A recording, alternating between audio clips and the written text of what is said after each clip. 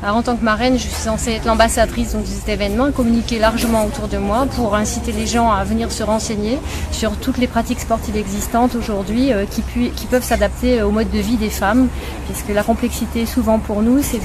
d'allier la vie de famille avec la pratique sportive qui peut être pour nous vecteur de santé. Donc je suis championne de France, d'Europe et du monde de savate boxe française. Je l'ai été dans ma jeunesse et je suis par ailleurs donc diplômée dans 2 disciplines, dans le domaine de la boxe française savate en tant que brevet d'état 2e degré et en boxe anglaise brevet d'état 1er degré. Pratiquer le sport, c'est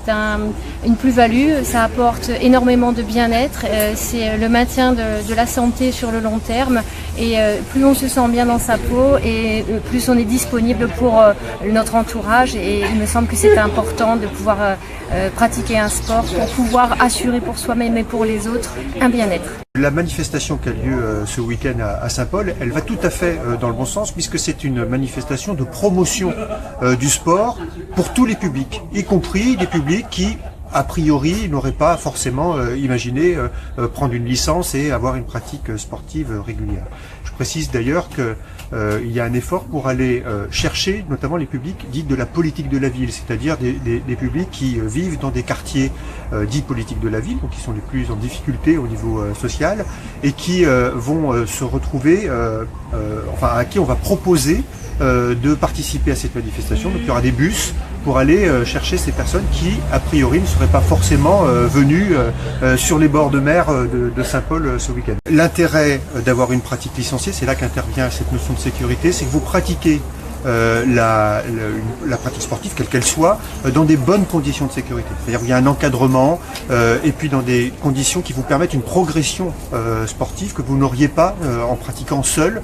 parfois mal, des sports qui peuvent être par ailleurs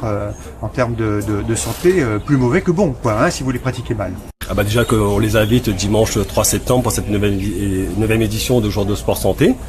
Donc ils sont les bienvenus, tous, que ce soit de Saint-Paul ou d'ailleurs. Alors cette année, on sera bien évidemment, comme chaque année, on est sur la 9e édition, on est sur tout le front de mer de Saint-Paul et on va délocaliser une partie pour les activités de pleine nature sur le site de la Cocoterie, c'est-à-dire le site de la réserve naturelle de l'étang. Où là, on va faire des découvertes d'activités de pleine nature telles que le tir à l'arc, le stand-up paddle et bien évidemment le ski nautique. On pourra aussi accéder